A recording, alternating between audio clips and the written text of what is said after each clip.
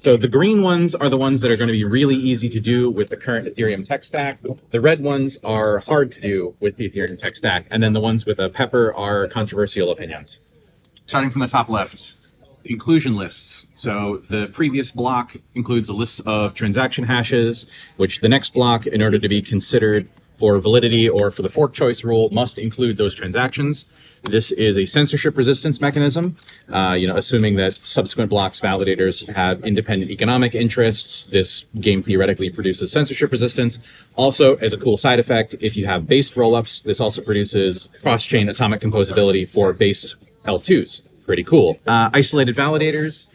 So this is separating the validators who do building and proposing from the validators who do attestation, basically separating those roles. Faster slots, it's basically what it says on the tin. 4-second block times. Just crank that number down. Part of the reason that Ethereum has 12-second block times is so that it's possible to run a Ethereum node on a home internet connection. This is both for latency reasons and for throughput reasons. Staking. Smarter issuance, e.g. stake cap. This is just capping the amount of ETH that can be staked into the beacon chain, now called the beam chain, at any given time.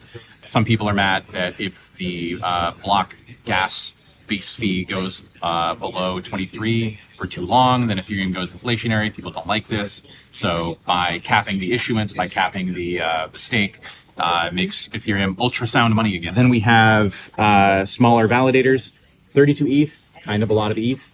If we reduce the amount of ETH that is required to spin up a validator, then this makes Ethereum more democratic, more decentralized. It means more home stakers, really the apotheosis of the cypherpunk ethos of blockchain. Then we have faster finality. So right now it can take 2 epochs in order to reach finality. Each epoch being 32 slots, each slot being 1 block, being 12 seconds. Kind of a long time to reach finality. This is a problem when you're bridging large quantities of ETH. So if we have faster finality, of course, the zenith of that would be single slot finality. This is proposing 3 slot finality. Brings those confirmation times way down. Better for user experience, better for security. Then we have, as far as the cryptography section. So this is the really aggressive section.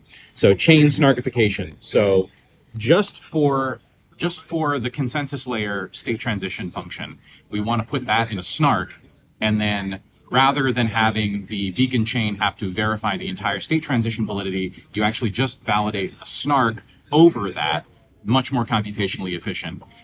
This also makes it really conducive for light clients. So a light client can simply follow the beacon chain through the snark proofs, and then if they need to verify like execution or some state or like do an ETH call, they can then request that information from a full node and then trustlessly verify it against the snarked state transition header in the beam chain. Quantum security. Everybody knows quantum computing is coming. Quantum computing breaks all cryptography that's based on the hardness of number theoretic problems, including SECP 256K1, everybody's favorite elliptic curve. So in order to be secure in a post-quantum world, we need to switch our signature algorithms from something based on elliptic curves to something based on the hardness of hash functions. So that's something like Lamport signatures or Winternet signatures.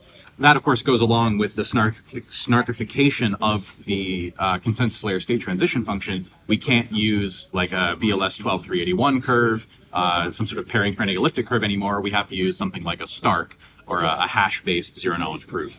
And then the last one is strong randomness. So right now, RANDAO has a unlikely but still technically possible failure mode where it becomes more profitable for a validator to withhold the reveal phase of the commit reveal scheme than it would be for them to actually reveal it and not get slashed. So we're going to replace RANDAO with a VDF. That's a verifiable delay function. So essentially a computation that is fully deterministic, but agonizingly difficult to compute.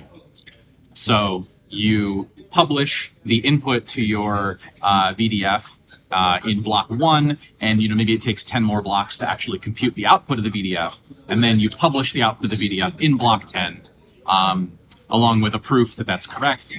And because the input was already published, you can't withhold the randomness, and so this solves the problem with RANDAO.